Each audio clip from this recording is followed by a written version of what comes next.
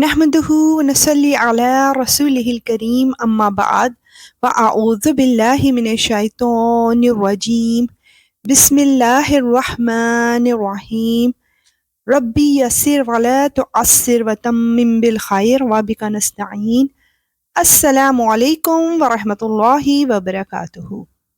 تو جی آج ہماری نیو سورہ سٹارٹ ہو رہی ہے سورہ مریم۔ سورہ مریم کی تھوڑی سی تعریف۔ سورہ مریم مکی سورہ ہے، ہجرت سے پہلے اس کا نزول ہوا۔ قرآن کی ترتیب کے اعتبار سے اس کا نمبر 19 ہے اور نزول کے اعتبار سے 44 ہے۔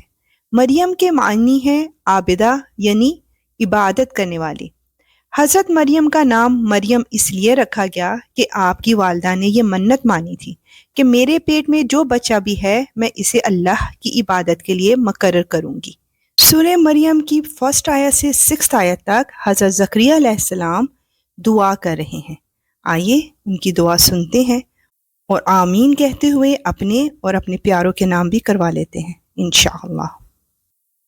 کاف ہا یا عین صاد، یہ تذکرہ ہے اس رحمت کا جو تمہارے پروردگار نے اپنے بندے زکریا پر کی تھی۔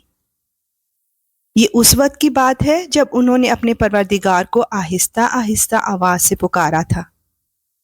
انہوں نے کہا تھا کہ میرے پروردگار، میری ہڈیاں کمزور پڑ گئی ہیں اور سر بڑھاپے کی سفیدی سے بھڑک اٹھا ہے، اور میرے پروردگار میں آپ سے دعا مانگ کر کبھی نامراد نہیں ہوا، اور مجھے اپنے بعد اپنے چچا زاد بھائیوں کا اندیشہ لگا ہوا ہے، اور میری بیوی بانجھ ہے، لہٰذا آپ خاص اپنے پاس سے مجھے ایک ایسا وارث عطا کر دیجئے جو میرا بھی وارث ہو اور یعقوب علیہ السلام کی اولاد سے بھی میراث پائے، اور یا رب اسے ایسا بنائیے جو خود آپ کا پسندیدہ ہو۔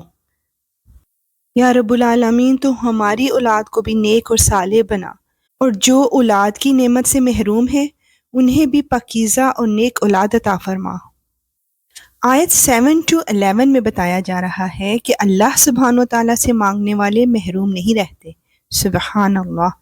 آواز آئی کہ اے زکریا علیہ السلام، ہم تمہیں ایک ایسے لڑکے کی خوشخبری دیتے ہیں جس کا نام یحییٰ ہوگا۔ اس سے پہلے ہم نے اس کے نام کا کوئی اور شخص پیدا نہیں کیا۔ زکریا علیہ السلام نے کہا، میرے پروردگار، میرے ہاں لڑکا کس طرح پیدا ہوگا جبکہ میری بیوی بانجھ ہے اور میں بڑھاپے سے اس حال کو پہنچ گیا ہوں کہ میرا جسم سوکھ چکا ہے۔ کہا، ہاں ایسا ہی ہوگا، تمہارے رب نے فرمایا ہے کہ یہ تو میرے لیے معمولی بات ہے، اور اس سے پہلے میں نے تمہیں پیدا کیا تھا جب تم کچھ بھی نہیں تھے۔ زکریا علیہ السلام نے کہا، میرے پروردگار، میرے لیے کوئی نشانی مقرر فرما دیجئے۔ فرمایا، تمہاری نشانی یہ ہے کہ تم صحت مند ہونے کے باوجود 3 رات تک لوگوں سے بات نہیں کر سکو گے۔ چنانچہ وہ عبادت گاہ سے نکل کر اپنی قوم کے سامنے آئے اور ان کو اشارے سے ہدایت دی کہ تم لوگ صبح و شام اللہ کی تسبیح کیا کرو۔ سبحان اللہ و بحمدہ سبحان اللہ العظیم۔ آیت 12 to 15 میں حضرت یحییٰ علیہ السلام کی عظمت بیان کی جا رہی ہے۔ پھر جب یحییٰ علیہ السلام پیدا ہو کر بڑے ہو گئے تو ہم نے ان سے فرمایا، اے یحییٰ، کتاب کو مضبوطی سے تھام لو، اور ہم نے بچپن ہی میں ان کو دانائی بھی عطا کر دی تھی، اور خاص اپنے پاس سے نرم دلی اور پاکیزگی بھی، اور وہ بڑے پرہیزگار تھے اور اپنے والدین کی خدمت گزار، نہ وہ سرکش تھے نہ نافرمان۔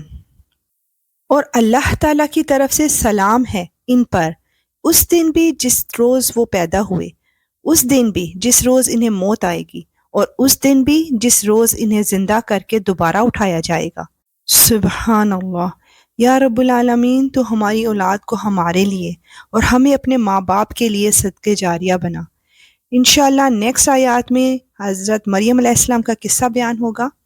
اب اجازت، وآخر دعوانا ان الحمد للہ رب العالمین، سبحانک اللہم وبحمدک، اشہد ان لا الہ الا انت، استغفرک واتوب الیک۔